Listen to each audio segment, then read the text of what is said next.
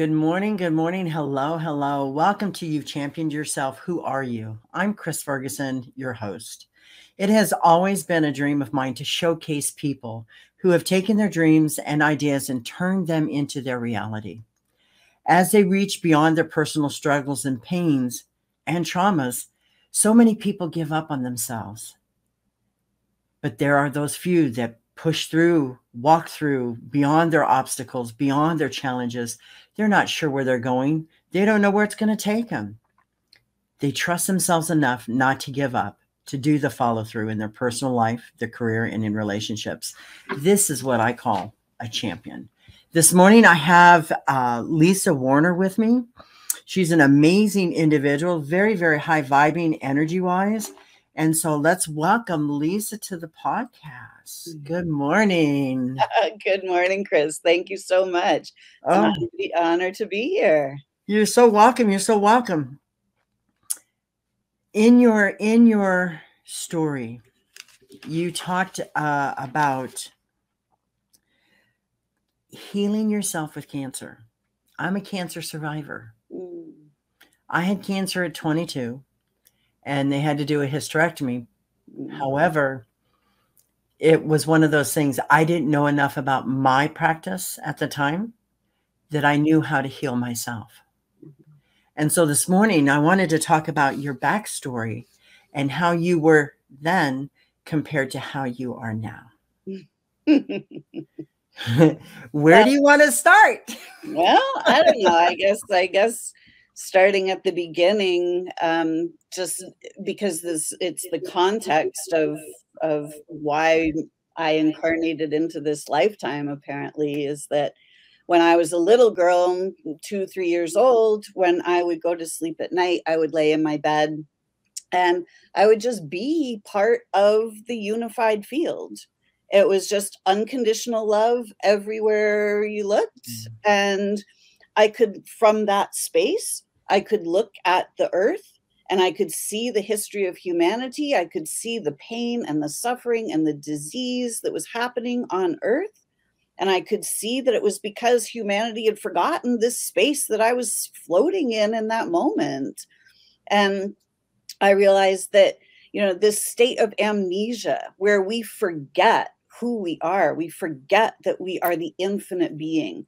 We forget that unconditional love is literally all there is. Mm-hmm. And when we are connected to that, everything is peace and ease. When we put little kids together in a room, they just play. They don't care what color skin they are. They don't care what religion their parents have. They don't care. They just want to play. And that's who we are as beings. We just want to play. We just want to be here. We want to live peaceful, easy, happy, healthy, harmonious lives. Right? I mean, it's absolutely true. And everything you have said is spot on. It's not until we go through the indoctrinations and the programming and this is how you have to behave, this is what you have to do, that we get disassociated with ourselves. Precisely. And we got really bad in the 50s because that's when they made rubber tennis shoes. And that disconnected us from feeling the heartbeat of Mother Earth. Yeah. And since then, it's just been a real interesting time. I'll just put it that way because I don't want to say, I have this specific word that I use and I just don't want to say it because my former boss, I was helping her out in a behavioral class as an assistant. And so they listen to my podcast every week in the classroom now that I'm gone. So I've got to make sure that it's PG-13. But it's absolutely chaos and totally crazy. But I absolutely agree with you. And I love the way that you said that. I've had 3 near-death experiences. So I had spirits around me since I was 4. So I never transitioned beyond that. Luckily, a lot of people, it's just your imaginary friends. I had a lot of them. Yeah. So when you talk about the unified fields, I completely understand. And it's that time in life that no matter what happens, you're just wanting to have fun. And I loved how you said that. Thank you so much. But so as you grew, when was the time? Did you ever get disassociated from that unified field, or what happened? Yeah, big time. You know, when I was 2 and 3 years old, I knew that school was coming up, and I didn't want to go to school because I knew that that's where the programming started. And it was clear to me at 4 years old that that's what was going to happen.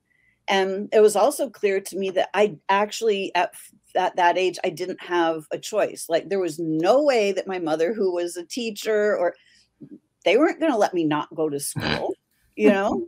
Like like so I really just basically I made the decision, or I came to the conclusion, you know, by the time I was 4, that I wasn't that it wasn't safe to know what I knew, because I understood that all the people that came before me who were preaching about the unified field and personal power, and you know how we are meant to do great things, you know, they pretty much met with some you know, unsavory endings. Well, that was because I think if you go back, and I love history. I love history. And if you go back, and I'm talking 250,000 years ago, they're finding artifacts where women were honored and equal to men. And it wasn't until organized religion started happening that they had to demonize women so that they could take over power and control, because it was an equal society. They didn't have weapons. They didn't have fights, arguments, armies. They didn't have any of that, because people respected each other as human beings. Exactly. And so there's an amazing book out there. I don't know if you've ever read it. It's called The Divine Sophia. Yeah, I haven't read it. I know about it. Yeah. Okay. If you'd read it, it is amazing. And it goes into all the archaeologies and the history and the digs and the anthropologists finding these different artifacts that prove this. And then the Dead Sea Scrolls. Yeah. What's in the Bible is not what Jesus taught.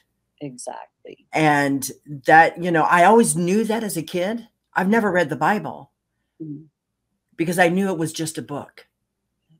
I'm not minimizing people's religion, because people for centuries have been controlled by this. Correct. But unfortunately for me, I had a higher being that guided me, that told me it was okay not to read it. And I was raised Catholic.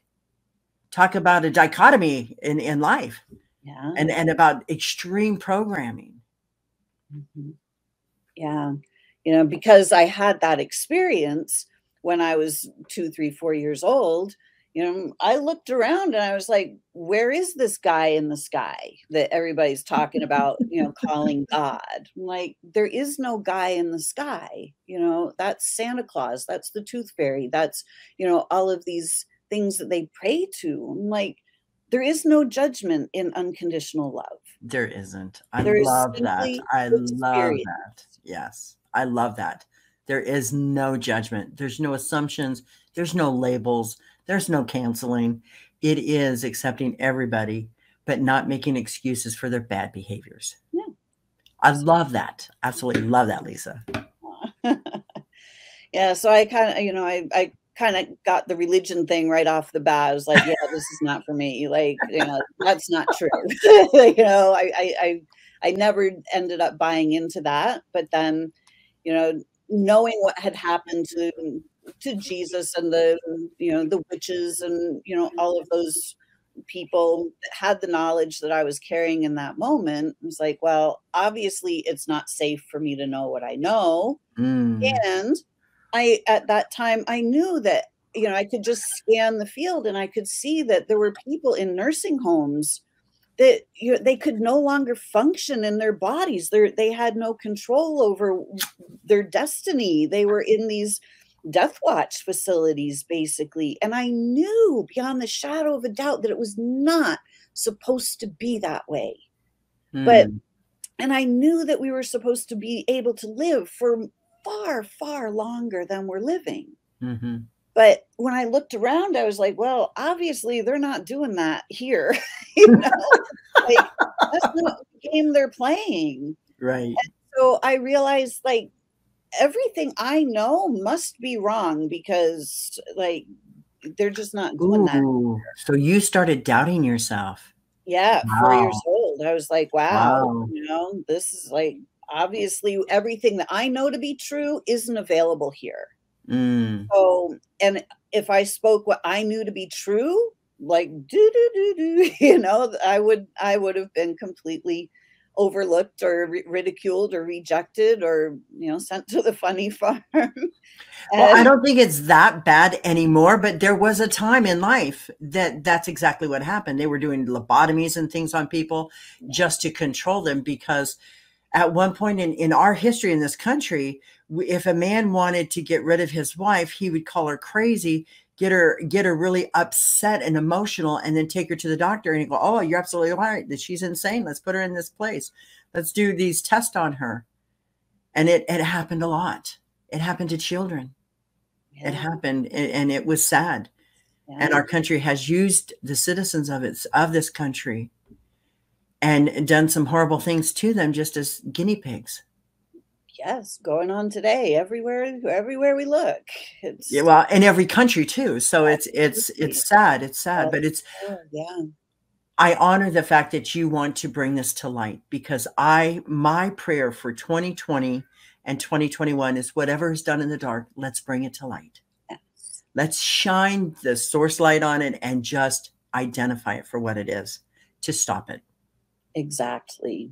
Mm, Yeah. So, you know, I started disconnecting from my own inner knowing, you know, by the time I was 4 years old. wow. So I started, you know, I went into the programming. It's like, well, I'm just going to have to learn how to function in this society, you know, but it never, none of it ever made any sense to me at all.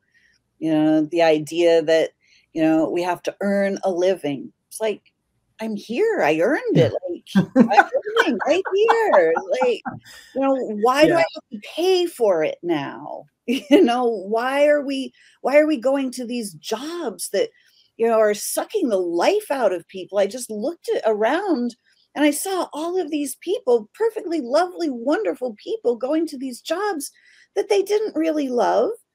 They Mm, were just going to get a paycheck.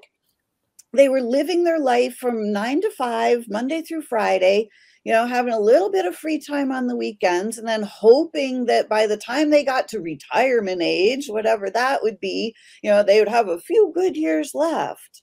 And I just thought, oh my gosh, I can't live like this. Like, I can't do this. But I could never figure out what it was that I was supposed to do. So, mm. you know, I really struggled with just trying to figure out this society and, you know, how to be happy in this society that I was not happy in at all. Well, I have a question for you as an energy healer. Is that what deteriorated your body to get sick? Is Absolutely. that how it was invited into you because you didn't have that understanding? Yeah, because I was miserable. I was just plain miserable because I at the you know, I don't want to sound, you know, but like from all of those awarenesses that I had, you know, and it was as plain as day, as plain as this conversation, all of the things that I knew to be true. Mhm. And everything that is so constructed in this society to cause disease, to cause enemies, to cause war, to cause struggle, to cause poverty, you know, none of this society ever made sense. And so the more I struggled with like just what I knew deep down inside that I was ignoring, you know, trying to push away, you know, the more I tried to ignore what I actually knew, the Mhm. worse the division inside became. Yes, So that would the yeah. mind and the soul started to divide, and that division became so great that I was absolutely, completely miserable. Did you find it yourself as you were disassociated with your unified being that you felt lost? Oh, for sure. that you felt confused? I felt depressed. I was Yes. suicidal. Yes. Beyond the shadow of a doubt. The Yeah. reason why I asked is because being in law enforcement, it's all about black and white. Yeah. So I had this duality to live through. And so it's all about the facts. It's all about dealing with gang members. It's all about dealing with troubled youth. I loved my job. When you were talking about the people that were miserable in the jobs, I'm like, I wasn't one of them. I was doing what I loved. I was doing and paying it forward and helping out. But nobody knew my past. Nobody. Nobody knew that I grew up in an orphanage. Nobody knew that I had had 3 death experiences. In fact, nobody knew until recently. In 2019, I decided to get post-certified here in Tennessee. And I had to go to the police academy, and I was 60 years old at the time. And what they didn't know is that, after that MGM shooting where they were trying to harm these people thinking that, they're Trump supporters or white supremacists because they're all country Western, country Western customers and love the music or, just love that genre. And they started shooting and killing people. And I had this premonition, and this is going to tie in, and it's a little bit to what you had said about all the craziness and locking you up and all of that stuff. I had a premonition of an individual that was trying to harm more people to keep them from voting, to keep them and put them in fear, and was planning on attacking these rallies that the president at the time was doing. And so I contacted the Secret Service and gave them all the information. Told them, if you want to send a forensic artist to me, I'll be more than happy. I can show you the person's face, their clothes, everything else. And it was like the next rally was different. And I thought to myself, thankfully, nobody else is going to be hurt. But the scary part about that is that 3 days later, I started getting these friend requests on Facebook from people I don't even know. In fact, 2 of the people I knew had passed away, and they're trying to refriend me. And it's like, it doesn't work that in the spirit world. You got the wrong person you're talking to. It doesn't work that way. And then I received this friendship from some person in Canada, allegedly, that was Middle Eastern by the name of Anthony Smith. But the only person I had sent the information to was the Secret Service. Well, evidently, they decided they needed to check me out. But here I'm one of them in law enforcement. And that while I'm in the academy, an individual that was with the federal 9th District Drug Task Force kept staring at me in our training. And I thought, oh, the gig is up. They know who I am. And here I'm graduating from the academy. I'm in law enforcement. I've been in law enforcement for 40 years. And then all the instructors the next day were like, every time I walked away. But the fact is that being a medium and a channeler isn't restricted to what profession you get into. So I started laughing. And it got funny, but they didn't send me off or do anything like that, but it's a different time now and a different era. Yeah. And it's going to get better because they're starting to see that people like you and I have a gift and a value to the world. And I'm interested to see and know how you gift your talents to the world. So when I found myself facing cancer, and I knew that the medical route was not for me, because when I tuned in to, chemotherapy and radiation and long-term pharmaceuticals or radical surgery, it was like, yeah, those were scarier to me than the cancer was. And so I decided that I knew that that my answer lied in bringing the mind and the soul back together. That my answer lied in my 2-year-old, 3-year-old, 4-year-old self. That I needed to get back to that level of knowing so that I could be reconnected to source. And I knew that my body was out of balance because I was out of balance. Right. And I knew that chemotherapy was not going to bring me back into balance. Like, pills were not going to bring me back into balance. Like, I had to bring me back into balance. So I decided that I would start to study, and I would start to meditate. So I started studying alchemy. I started to study how energy actually works. I started to learn about the light body, how our light body, the whole part of us that we don't see with our physical eyes, how that whole structure is designed to feed energy in and through the body, how that's the connection between source and body. And I started to get quiet, and I started to ask the question, what do I need to know about this? Ooh, I like that. What do I need to know? Yes. And finally, when I was able to get my mind quiet, it was like, boom, all the information just dropped in, and bam, everything I needed to know was right there, plain as day. But I do have a question. Let's define this, because I don't think it dropped in. I think it opened up, because I think it reawakened what was already inside of you. However you want to look at it. Yeah, because the fact is I've always been told by my spirit guides that all the answers of the universe are within you. Exactly. It didn't come from outside. Yeah. But it was just like, boom, that yes. light bulb moment. And it came over me, and poof, or from within, however you want to look at it. Both are correct. Like, it's an and. I think it's an and. It's or. Either or. I think it's an and. Yeah. So it just became completely obvious to me. And it was sort of like, hey, Lisa, there's nothing attacking your body. There is no such thing as cancer attacking you. Your body is doing exactly what it needs to do. Your body is functioning perfectly. Your body is doing exactly what it is designed to do under the circumstances that you have provided. And in that moment, I knew that I had not trusted my body. I was so afraid of this cancer that was attacking me that I was just living every day in fear. It's like, oh my gosh, what's going to happen? Oh. And when you're living in fear, you can't heal. Healing doesn't happen in the environment of fear. Healing happens in the environment of trust. Yes. So I grew up as a healthy, fit athlete, and my body could do anything. I was a high level figure skater. My body could fly through the air, spin like a top.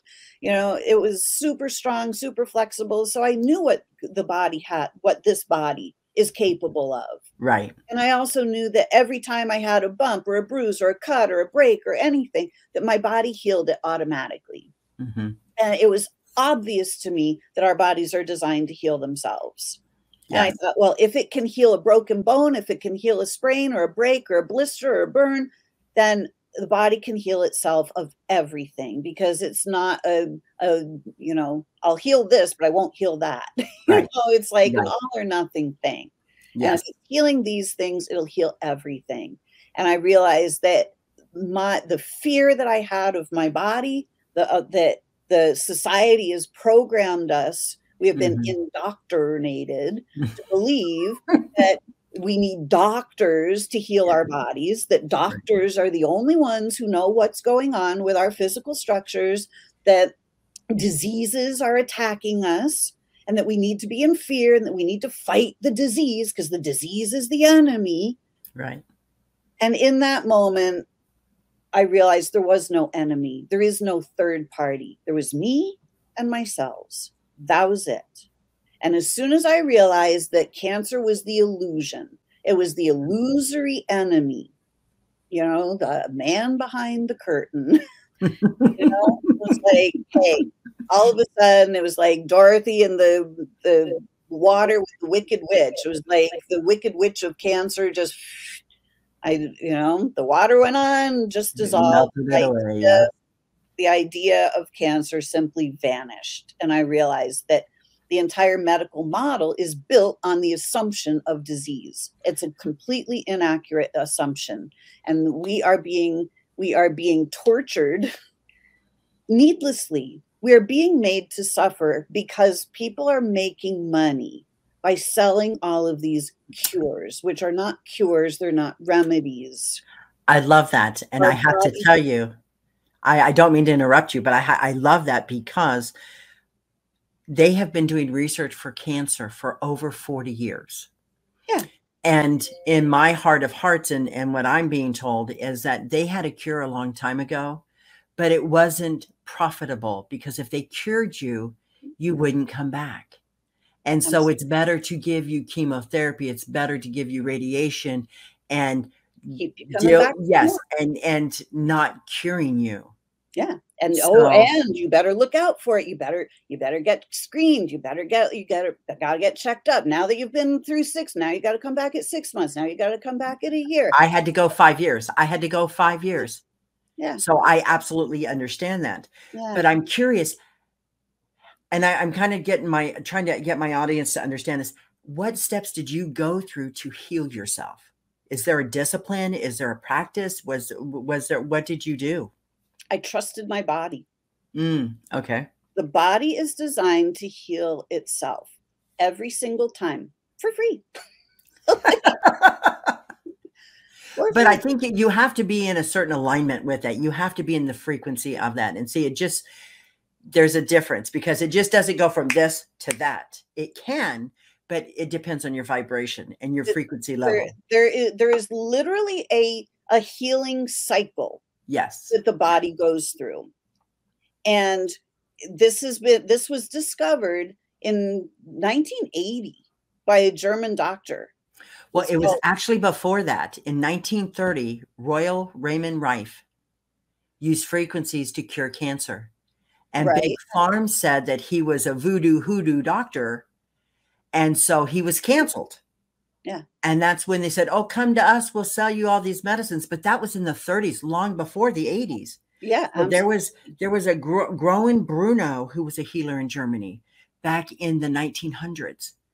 And they saw him as this, you can't be a healer. You don't have that ability. Only God does. That's our teaching. Mm-hmm. So yes, it has been around for a long time and it has been silenced. Yes.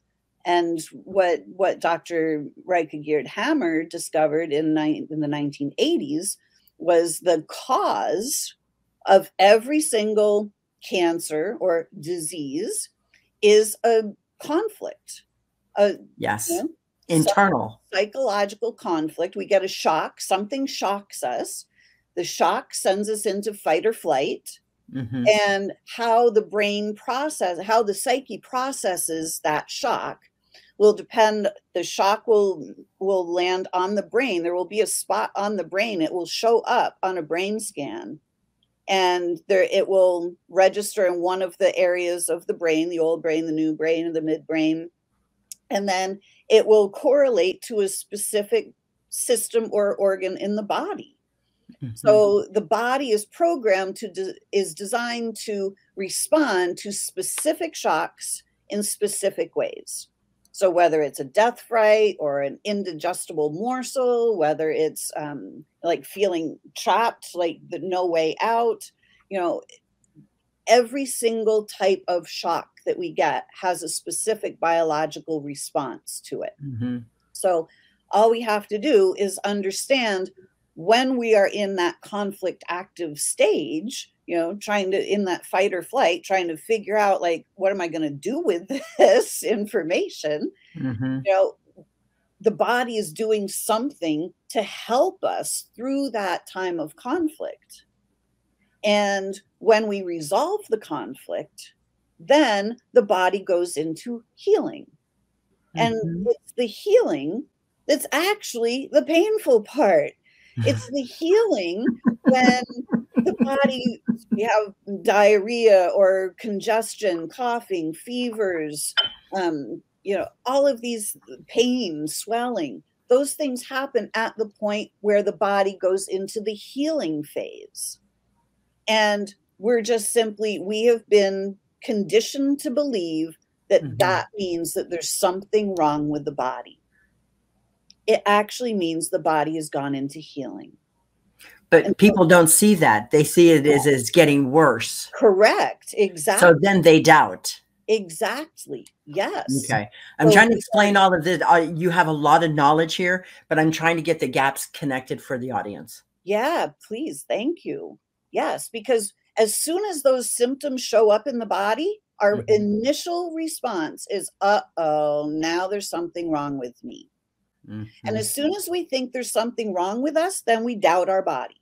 Yes. We stop trusting our body and we resist the process because we don't like feeling uncomfortable in our body. So, right? Sure. You're absolutely correct. You're spot on here. Yes. Right?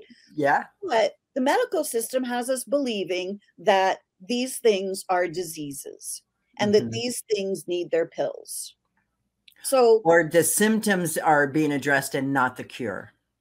Well, what happens is what has been discovered is that the body has this natural healing cycle. So during this time of conflict, the fight or flight, when we're trying to figure out what we're doing, the body is either building up extra cells to try to give us like more cells to help us digest that indigestible morsel better, or more cells in the lungs to give us more bioavailable oxygen so that we don't die in this potential conflict that we see coming, whatever it is. So the body is doing something meaningful during that time of conflict activity. Are you talking about your natural immune system? Well, yeah, it's the body is designed to help us through our conflicts. So if we have a conflict, saying, caveman sees the saber-toothed tiger, it's like, oh my gosh, I could die. Like if I make the wrong move, I could die here. So there's the conflict, that shock, like, uh-oh. And the lungs respond to the death fright. So when the caveman thinks he might die, the lungs start building up extra cells. Right. So now this caveman can get more oxygen. The caveman can have more bioavailable energy to run harder, run faster or fight harder, whatever he needs to do to get over this potential death scenario. So then once the saber-toothed tiger is gone, it's like, phew, made it through, we're all good. Now the body doesn't need those extra cells that it had built up. So now the body has to get rid of those cells. So in order to get rid of those extra cells, there's some pain, there's some congestion, there's probably some coughing, there might be a fever. Okay, but since we don't have a whole lot of saber-toothed tigers today, we do have an awful lot of death frights. Like our partner is diagnosed with terminal cancer. Well, like, oh my gosh, they could die. Like that's a death fright that could go on for months or even years. And the lungs are building up cells that whole time without the body's not telling us that it's building up those cells. But if that partner then passes away, it's like the conflict is over now. Like it's still going on, but it becomes a mental one at that time. Well, I mean, like the body, it becomes a mental one at that time. Well, yeah, and it's like the situation is resolved because you don't have to worry about them anymore because like they've already made their transition, so we're not in that conflict anymore. Yeah, but here's the problem is everyday people don't understand that. They go into a grief level. Well, absolutely. So that's when you still do the mental harm to yourself with the mental side of this because of the loss. And that triggers like a whole other type of loss. Yes. But then once we make resolution, we'll just use that death fright, just as our one example. Once that, because this happened to a friend of mine, her partner got diagnosed with a terminal illness. It lasted for 2 years before he passed. After about 6 months after he passed, she was diagnosed with lung cancer. So, but what had actually happened was that all that time, her lungs had been building up those extra cells to help her body was helping her over that crisis period, giving her extra oxygen, giving her more energy to face the situation. Then once he passed, then she went into healing. But then that's when all of a sudden now you've got the coughing, you've got the fever, you've got the congestion, you go to, and then you go, ruh-roh, something's wrong with me. Then you go to the doctor, you get the chest x-ray, and they say, oh, you have terminal lung cancer, because they could see how many extra cells had been built up in the lungs. If she had understood the process, and she had understood that her lungs were actually now in the process of healing, that they needed to go through that process of coughing and the pain, that the lungs were actually rebuilding themselves, it would have been a completely different mindset. And the body would then be able to heal much, much faster. But most of the time, we're simply sent to chemotherapy or having radiation, removal of body parts that they're doing. Yeah. And the healing process stops, because we can't go, when they're addressing those symptoms, the body has to go through the symptoms. If you stop the symptoms, the body doesn't actually go through the whole process. So that's how we end up with chronic conditions, is that the body's not able to go through the entire healing cycle. It gets stopped midway. And then we have the idea, now we've been given a label, you have, cancer or irritable bowel or Crohn's disease or, whatever. And then we have the story that goes with that label. So then we start living out the story. And most of the stories have to do with long-term medical treatment. And I get that. But here's the thing is a lot of people that listen don't get, they don't get that without the step process. Does that make sense? They don't get how you can heal yourself with frequencies, but it's about allowing yourself to trust yourself, opening yourself up, balancing yourself. And it's not really balancing, it's more harmonizing. It's allowing it to bring itself back into balance. Yes. The body does that all by itself. Well, it can, but it can't, because again, if you don't go through the process and allow the whole process to happen, it stops. So it's not going to be able to harmonize itself, because you're going to be in fear state. You're going to be overthinking everything. You're not going to have that clarity.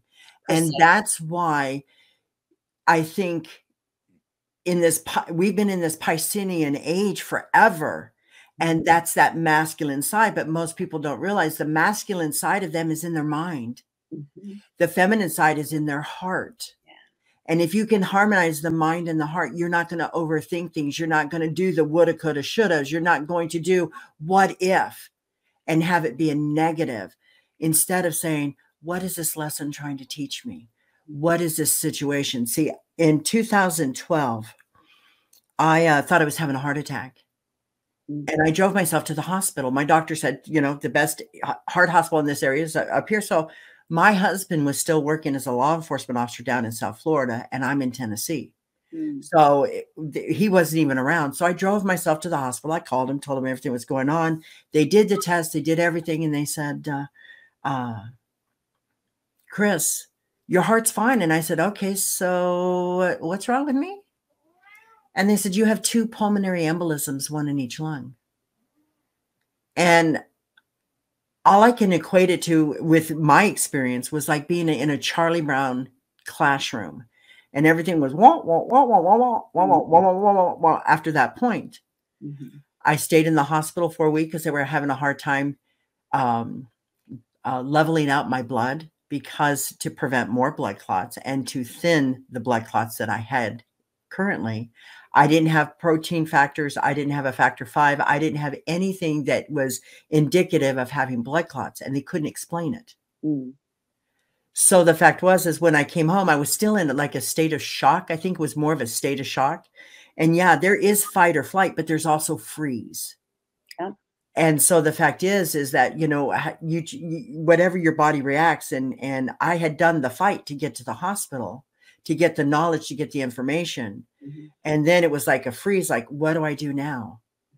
And fortunately, before in my life, I had faced my death. I've had 2-3 out of bodies experiences. And that's what saved me from not going into that freeze mode and be able to come home. And it took time, and it was medication that I had to take. And then because they couldn't figure out, 6 months later, they said, we can take you off this. We don't know what happened. We don't know why. But I was lucky enough to have doctors that were open-minded to be able to consider that, because once they say you go on this medication, you're on it for life. So the fact was, but in that healing process is when you finally get in touch with yourself and open up and realize that, you know, bad things happen to good people.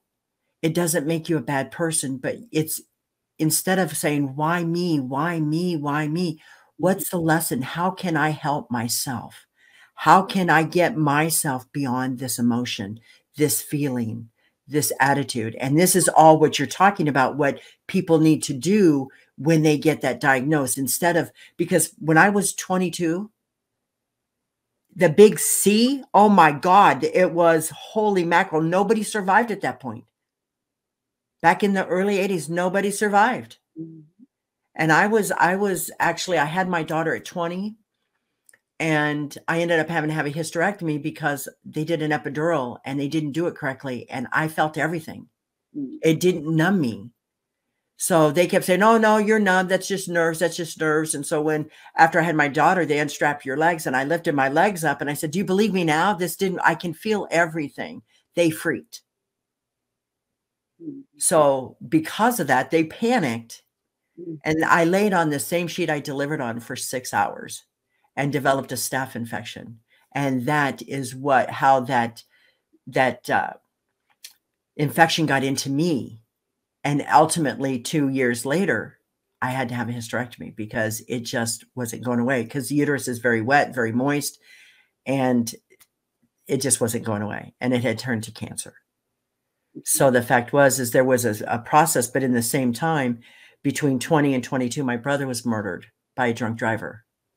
So at that time in my life, I never equated it to me tanking out emotionally. One, because I had my daughter, I never contributed, that I knew the facts of me getting to this point, but then my brother was killed when I was 21. And at 22, I had cancer.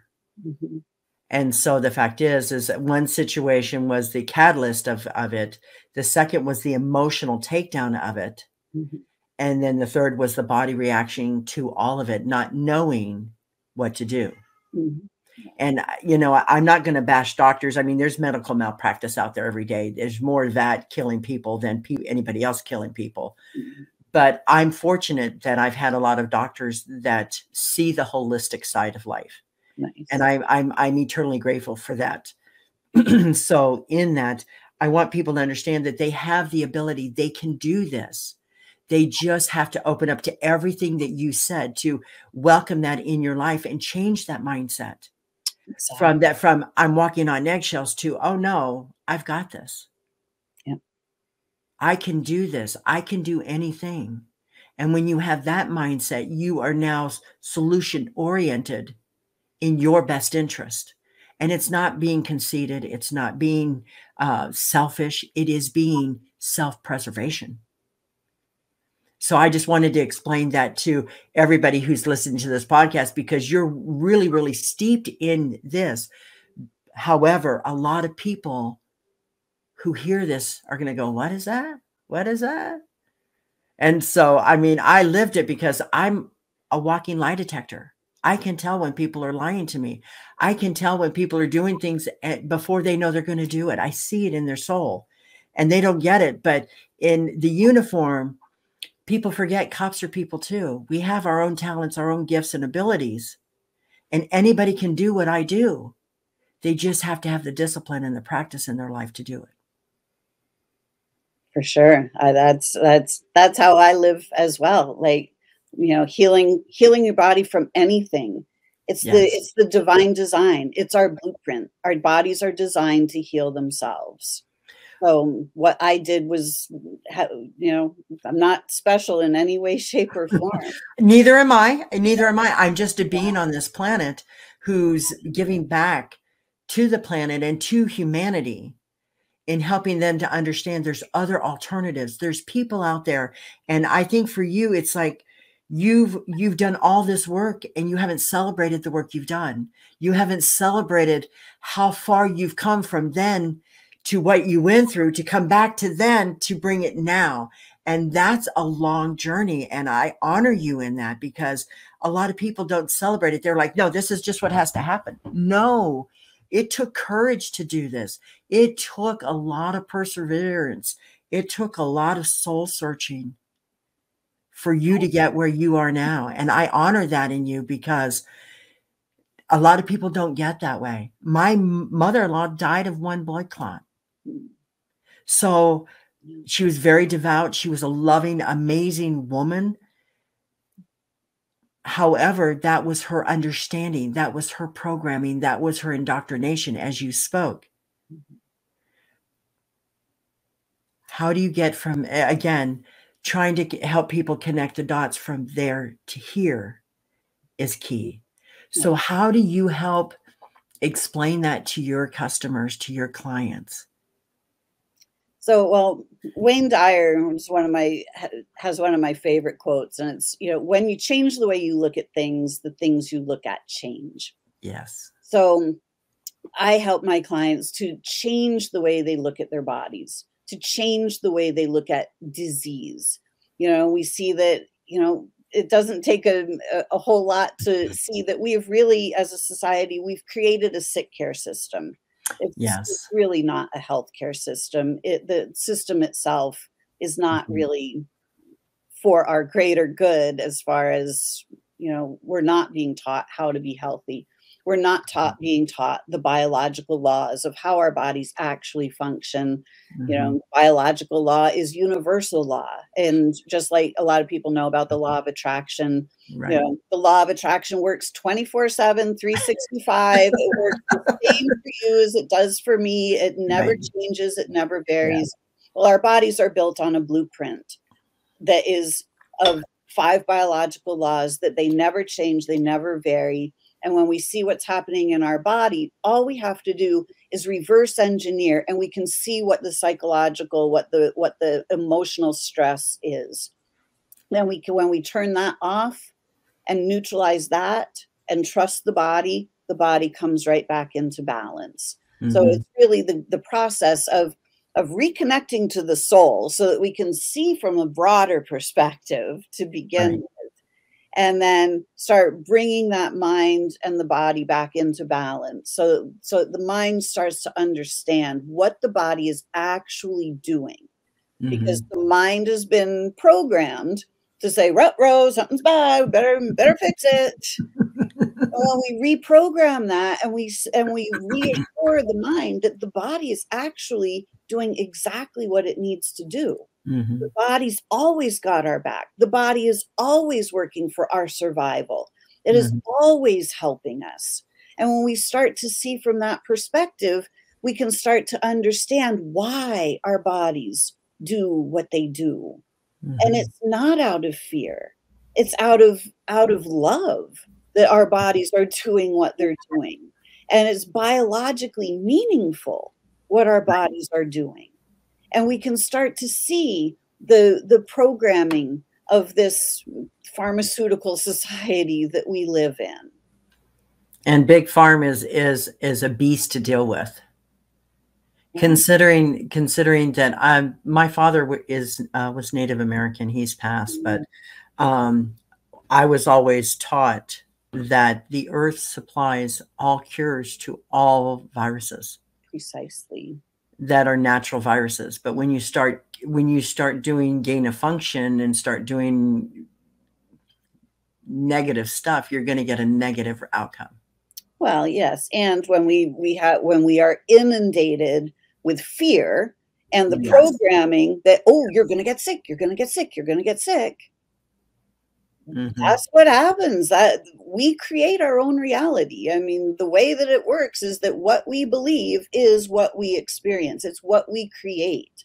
So when we are basically simply being told what to create. Right. So we are being told the story of what's happening, and we're being told again and again and again and again and again. And if you don't do this, then it's going to get worse. If you don't do this, it's going to get worse. If you don't stay home, if you don't get shot, if you don't. And we just keep creating more and more and bigger and bigger. And if people understood the biological laws, and they actually understood that why it would appear that things spread, but what's actually happening is people go into healing all at the same time, because we've all been shocked at the same time. And when we go into healing, we get the symptoms that are related to that type of shock. And I agree with that. However, and I have done some research, because I was like, they're wanting everybody to get all these experimental vaccinations, but they've made themselves exempt from having to be required to get them. Yeah. And my question at that point, I don't ask why very much, but in that instance, I'm asking why. Why? What? You've got a better body, you've got a better immune system. What? But the other thing is I found in some countries, they're saying if you've had or contracted this virus and you've beaten it, your immune system is 10 times stronger than anything they can create synthetically to put in your body. But we don't get credit for that in this country, but they do in other countries. So the fact is if you've had it and you've overcome it, why wouldn't you be recognized as, because COVID, you can get it again. You can get it again and again and again and again, whatever that is, as long as you're in that frequency and fear. You attract, that's what you attract when you're in fear. But see, what people don't realize, and I want to mention this to them before, is that anxiety and fear, the same emotion on a frequency level. So you could be anxious to receive something and your body's sensing it as fear. So you have to make sure your thoughts are in alignment too, because they become weapons for other people and also to you. Yeah. And we're being fed fear all the time. That frequency is in the airwaves all the time. And it's because it's set up to do that. Yes. It's the part of the programming. I think you used in your stuff. It's about the part of the matrix. Everybody thought that was just a movie, and in actuality was telling truths of what we as human beings are experiencing because of the politicians. And not only in our country, but in every country of the planet.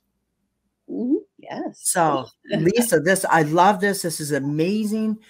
I want to thank you for being here today. Oh, question. If anybody wanted to get a hold of you, how could they contact you? They can contact me through my website, which is connectingyoutoyou.com, spelled out in full. I'm on Facebook. I have a group on Facebook called Soul Sourced Healing. Love to have people come there. I have a YouTube channel, The Simplicity of Self-Healing with Lisa Warner.